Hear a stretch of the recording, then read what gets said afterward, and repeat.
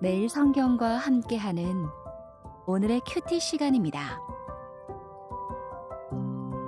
3월 18일 오늘의 말씀은 마가복음 12장 35절에서 44절입니다.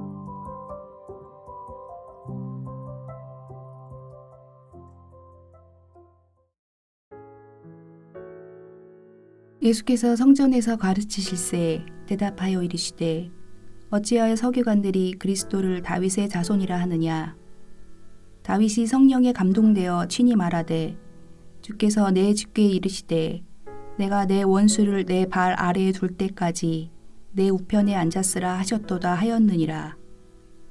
다윗이 그리스도를 주라 하였은즉 어찌 그의 자손이 되겠느냐 하시니 많은 사람들이 즐겁게 듣더라. 예수께서 가르치실 때 이르시되 긴 옷을 입고 다니는 것과 시장에서 문안받는 것과 회당의 높은 자리와 잔치의 윗자리를 원하는 서기관들을 삼가라. 그들은 과부의 가산을 삼키며 외식으로 길게 기도하는 자니 그 받는 판결이 더욱 중하리라 하시니라. 예수께서 헌금함을 대하여 앉으사 무리가 어떻게 헌금함에 돈 넣는가를 보실세 여러 부자는 많이 넣는데 한 가난한 과부는 와서 2렙돈 곧 한 고드란트를 넣는지라. 예수께서 제자들을 불러다가 이르시되 내가 진실로 너희에게 이르노니 이 가난한 과부는 헌금함에 넣는 모든 사람보다 많이 넣었도다.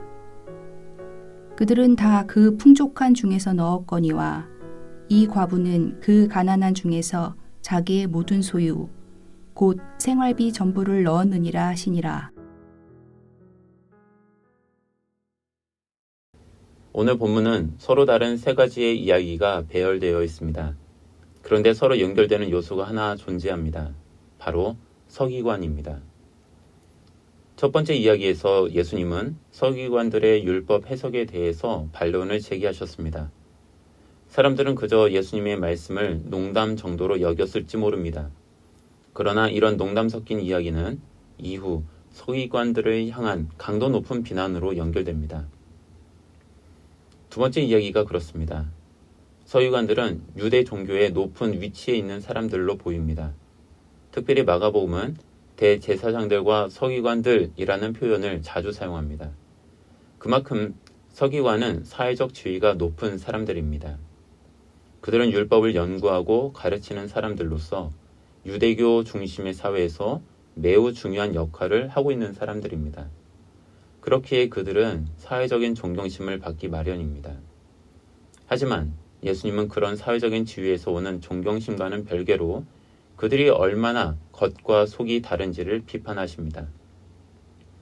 이어지는 세 번째 이야기에는 서기관이라는 호칭은 등장하지 않고 부자들에 대해서만 언급합니다.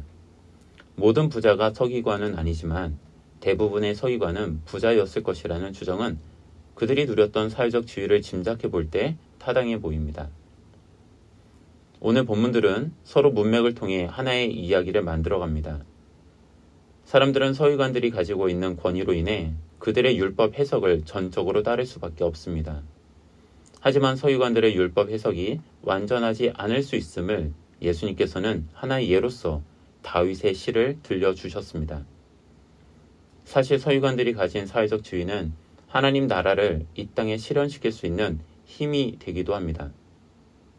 겉으로 보이기에는 그들이 가진 사회적 지위와 그 힘을 잘 사용하는 자들로 보이지만 내면으로는 자신들의 욕망을 충족하기 위해 수단과 방법을 가리지 않는 사람들입니다. 마땅히 요구되는 사회적 책임의 대상인 과부들의 얼마 안 되는 재산을 탐닉하는 음흉함을 예수님은 서기관에게서 보셨던 것입니다.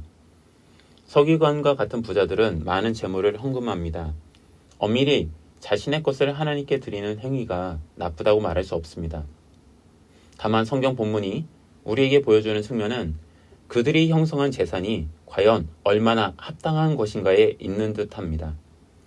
문맥을 통해 우리가 생각해 볼 수 있는 것은 누군가가 많은 재산을 형성하는 동안 반대편의 누군가는 재산을 빼앗길 수밖에 없는 환경에 노출된다는 것입니다.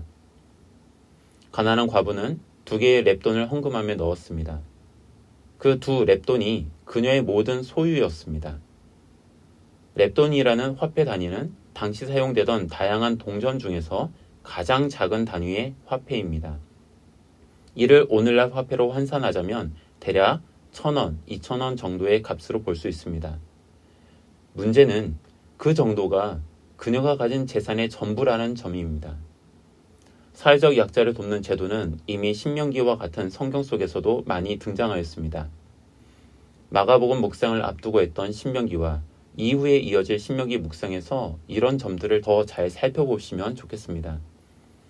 아무튼 율법은 이러한 가난한 이들을 위한 제도적인 장치들을 마련하여 그들로 하여금 삶을 영위할 수 있도록 지도자들에게 요구하고 있습니다.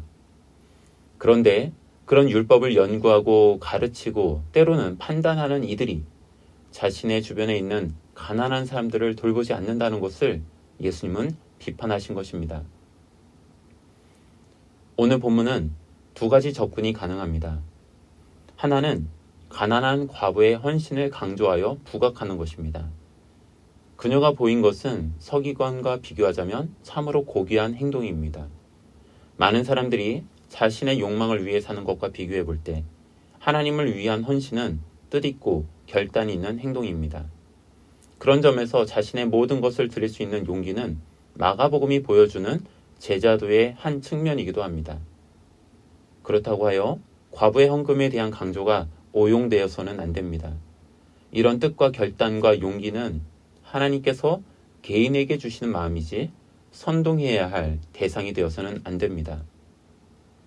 다른 하나의 접근은 서기관들을 향한 강도 높은 비난입니다.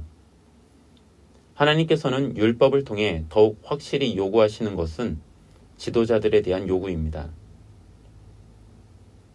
가난하고 소외된 개인에 대한 착취가 아니라 가난하고 소외된 이들을 위한 지도자들의 노력을 성경은 더욱 강조합니다. 그런데 그렇지 못한 현실을 예수님은 비판하신 것입니다. 율법을 수호하는 자로서 마땅히 감당해야 하는 서기관의 책임을 무겁게 여기신 것입니다. 그렇기에 두 렙돈을 드린 과부의 헌금을 통해 예수님은 그녀의 삶의 고단함을 이해하셨을 것입니다. 바라기는 우리 모두는 어제 본문에 등장했던 이름 모를 한 서기관과 같기를 원합니다. 그는 하나님의 말씀의 핵심이 하나님을 사랑하는 것과 이웃을 사랑하는 것에 있다는 예수님의 말씀에 동의했습니다. 심지어 그 어떤 재물보다, 그 어떤 헌금보다 하나님을 사랑하고 이웃을 사랑하는 것이 더욱 중요하다고 여겼습니다. 아마 그는 많은 헌금을 하는 것만큼이나 하나님께서 요구하신 대로 내 삶의 반경에 있는 가난한 자들을 살필 수 있는 눈을 가진 사람이었을 것입니다. 우리가 그랬으면 합니다. 율법을 아는 것과는 무관한 삶의 분리가 아닌 그 말씀을 살아가는 삶의 일치가 있었으면 좋겠습니다. 함께 기도하겠습니다. 주님, 내 삶의 반경을 살피는 자가 되기를 원합니다. 삶이 고단한 이가, 삶의 희망이 없는 이가 내 삶의 반경에 있다면 그들을 향해 지혜롭게 도움을 줄 수 있기를 소망합니다. 말씀에 따라 높은 자리에 마음을 두기보다는 낮은 자리에 있는 자들을 살피는 그런 지혜를 갖기를 원합니다. 겉과 속이 다른 삶이 아닌 겉과 속이 일치한 삶을 살아가기를 원합니다. 예수님의 이름으로 기도합니다. 아멘.